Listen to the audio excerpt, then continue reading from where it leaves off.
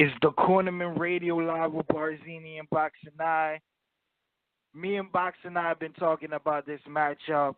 I think this might go down this summer in July.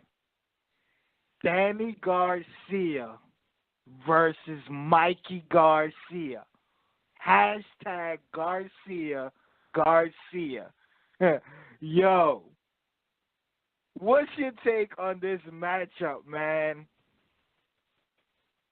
Bro, I mean, there's a lot of the matchup itself. I'll get to in a second, but me and Bars are thinking like, unification with Robert Easter. People think that's possible, but Robert Easter's young. They both. I don't think it's financially. Boxing's a business.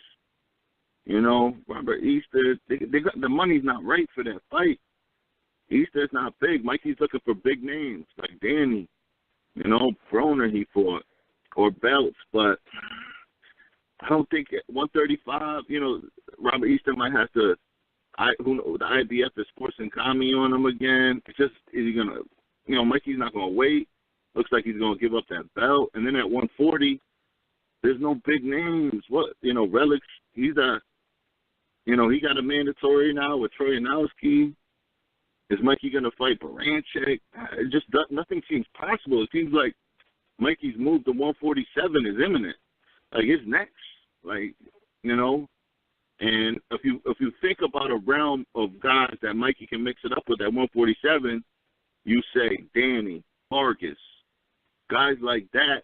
You put Mikey in there, and it's like, man, Mikey can easily, not easily, but he can win those fights. And Mikey, Danny, we're talking, I don't like talking about fighters' pockets or whatever, but actually I really do because, I like talking money. But, Mikey, Danny, that you put that shit at the Barclays Center, you paying them top dollar. Each one is happy. You know what I mean? And that's a risk for Danny because if Danny gets peppered by Mikey's jab, loses on some shit against Mikey, very possible Danny's looking at that Adrian Broner realm soon enough, because Mikey's on the up and up in his career. Danny's kind of plateaued. We've seen his performance against Rios. Beautiful KO, but, in a little bit of a cat fight before that. And Mikey's fight against Lipnitz. Good performance. Lipnitz caught him a lot. It's an interesting fight. It's a 50-50 fight. And it's a fight. What else is Mikey going to do in the summertime? Get to stay busy? Mikey's looking to build his reputation, become the next Juan Manuel Marquez. You know what I mean? He's looking to fill that Juan Manuel Marquez spot, as a Mexican fighter. You know what I mean? He's a beautiful counterpuncher. If Danny isn't on point, he definitely will struggle with Mikey. So I'm trying to touch on some other bases there, but I'll let you take over, your thoughts on that, and, you break it down real good. What you think? Man, my take on this fight, man, is I've been so excited for this fight.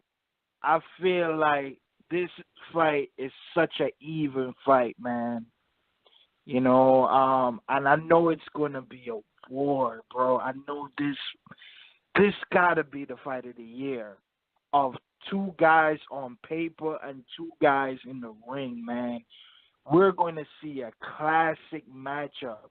Now, we have seen Danny beating Robert Guerrero.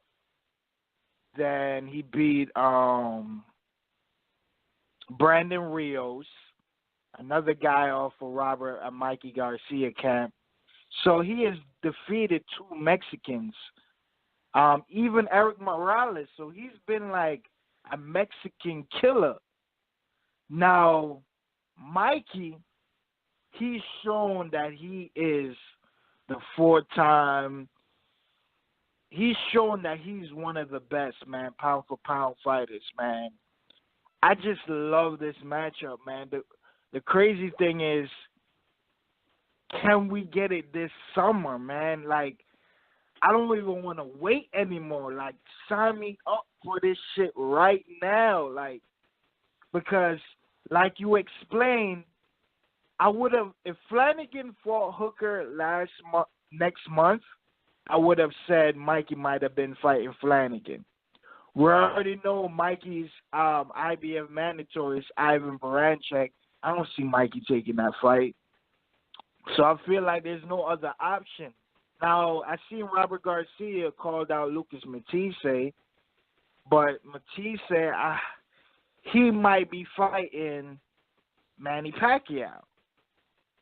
Now, I don't think Matisse Camp would turn down a Mikey fight, but right now they're in negotiations with Manny Pacquiao, and I feel like it's going to be made since Bob Arum and De La Hoya and Eric Gomez and Top Duvall made Linares and Lomachenko. So if they can make for that big fight, they definitely can make for Pacquiao and Lucas Matisse. So Matisse is out of the window. I doubt Mikey's just gonna go straight off the bat to fight for a title fight. One of these welterweights. So the best fight for him is Danny Garcia, man. It's crazy. You know, I raised in Philadelphia and shit. I'm a big fan of Danny's, but I feel like Mikey can win this one, bro. Like, am I wrong for saying that shit? I don't know, but I have some kind of feeling that Mikey can pull this one off. I don't know for certain because Danny is the 147. He's been there a little longer. But wow. Look at it from Danny's shoes too, because point where him and Al Heyman be like, Thurman's taking a long time. Let's put you in with Porter, and Danny. Danny might rather take that Mikey fight. And my whole conspiracy is, which I mentioned, who knows? If Thurman can't make the May 19th date, who knows if we get stripped? You make Mikey and Danny for a belt. I know that'll piss Porter off, but I don't see that. I mean, there's a lot that could happen, and there's a lot that can't happen. But from Danny's shoes, if he fights Brandon Rios, one of Garcia's fighters, and then fights another Garcia fighter, there's a good storyline for him. Let me beat up Team Garcia this year. Let me take that. I'm the number one Garcia in this boxing game. I think Danny's willing to take that risk more than – I think the Mikey fight is more appetizing to him on all platforms, financially, his legacy. I think he'd rather fight Mikey than Porter. Mikey's a 4-division, 4-belt holder. Is it the most greatest 4-division champion in his wins? No. Porter's only won 1 belt. You know what I mean? It's when it goes to the history books, I'm just sorry. Mikey's done more. Danny's gonna take that. Danny, that fight looks more appetizing to Danny.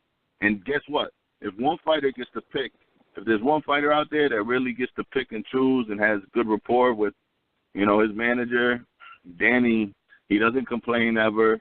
He just fights whoever. You know what I mean? And sometimes they give him the lower level fights or whatever, but I just see this fight as a big summer fight. If they're looking to make big summer fights, because you're not getting a big fight out of Keith this summer, you're not getting a big fight out of Spence this summer at welterweight. You're getting Jesse Vargas versus Broner at a catchweight, but you make Mikey, and they're trying to build Mikey into this star. You got Mikey and Danny just sitting there on the plate for you right now. What does that do to the division, though? It makes it the most interesting fight.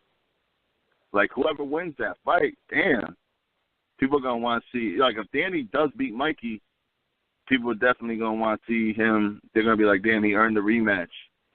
Whatever, If Mikey wins, there's the new name at 147 that people are going to be like, wow, intrigued by. Can he go with Thurman? What can he do? The Danny fight will tell us everything we need to know about Mikey at 147.